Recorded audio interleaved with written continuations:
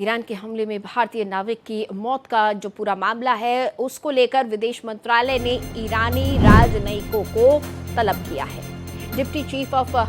Mission Mohammad Javad Hosseini तलब किए गए। कमर्शियल जहाज़ों पर हालिया हमलों को लेकर तलब किया गया है। ईरान ने यूएई के जहाज़ों पर क्रूज मिसाइल दागे थे और इन्हीं जहाज़ पर भारतीय क्रू मेंबर्स भी मौजूद थे, जिसमें एक भारतीय क्रू मेंबर की मौत और 6 भारतीय क्रू मेंबर्स के घायल होने की जानकारी मिल रही है। 2 अन्य लोग भी घायल हैं और वो यूक्रेनी नागरिक बताए जा रहे हैं।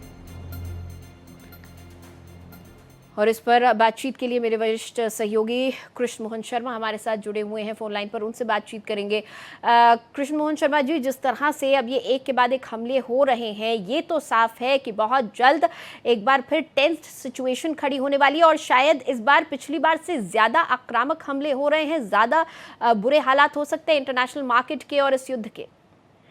पीछे भी इस तरीके के हमले हुए हैं जिसमें हमारे भारत के नागरिक जो है परेशान हुए थे, और जिस तरीके से इस पूरे वेसल्स पे, ऑयल वेसल्स पे 10 लोग थे, 10 में से एक की मौत हो गई और 6 घायल हैं, बाकी 2 लोग भी घायल हैं। तो यूएई ने इस पे आपत्ति जताई है और यूएई के क्रूज जो वेसल्स थे उस पर उन्होंने क्रूज मिसाइल दागी है ईरान ने। तो उस पर नाराजगी जताते हुए भारत ने उनके जो chief the mission, deputy chief of the mission Mohammad Javed Hosseini को बुलाया और बुला के ये कहा है कि अगर आप भारतीय नागरिक और भारतीय मूल के लोगों को टारगेट करके मारेंगे तो फिर परेशानी दूसरी बढ़ जाएगी आपको।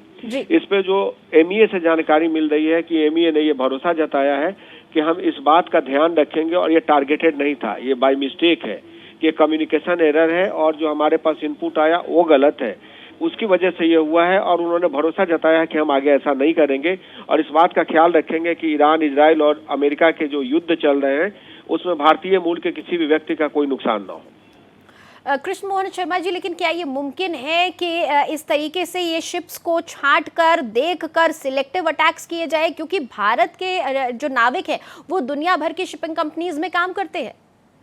कितने ये बेसिकली इनपुट जो इनको मिलता है वो झंडा देख के इनपुट उनको मिलता है कि उनका फ्लैग क्या है। अब उस फ्लैग में कौन कौन लोग एम्प्लॉय है ये अमूमन मान के चलते हैं कि अगर भारत का फ्लैग है तो उसमें इंडियन है, अगर यूएई का फ्लैग है तो उसमें उनके मूल के लोग होंगे, लेकिन हमारे मूल के लोग पूरे देश विश्व में काम करते हैं। तो एक तरीके से ये कहें कि इसको मिस्टेकन आइडेंटिटी कहें या मिस्टेकन इंफॉर्मेशन के आधार पे जो हमला किया गया उसमें हमारे एक भारतीय मूल के नागरिक की मृत्यु हो गई है और 6 घायल हैं।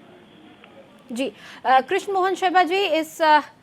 फिलहाल राजनयिक को तलब कर लिया गया, उनसे बात कर ली गई है, लेकिन आगे आने वाले समय में सिचुएशंस अब किस मोड़ पर जाती हुई नजर आ रही हैं, क्योंकि हमले दोनों तरफ से जारी हैं। जो स्ट्रेट ऑफ हॉर्मुज है उस पर बात ये हो रही है कि वहां पे जो भी वेसल्स निकलेंगे उस पर 20% का टैक्स लगेगा, जो हम टोल टैक्स देते हैं वैसा टैक्स लगेगा। लेकिन यूरोपियन यूनियन के साथ तमाम देशों के लोग इस बात का विरोध कर रहे हैं कि अगर वहां पे टैक्स लगेगा तो नील में क्यों नहीं लगेगा, उसके बाद अरेबियन सी में क्यों नहीं लगेगा। तो तमाम ऐसी चीज है कि अगर हम इस तरीके से टैक्स लगाना शुरू करते हैं तो जीना मुश्किल हो जाएगा, क्योंकि विश्व का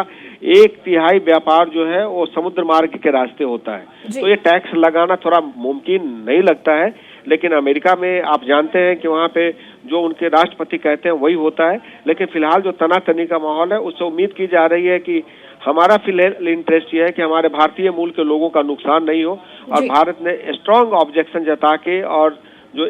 ईरान के deputy chief of the mission Javed Hosseini है उनको कह दिया है कि अगर आप ऐसा करेंगे तो दोनों देशों के रिश्ते खराब हो सकते हैं और आपकी परेशानी बढ़ सकती है।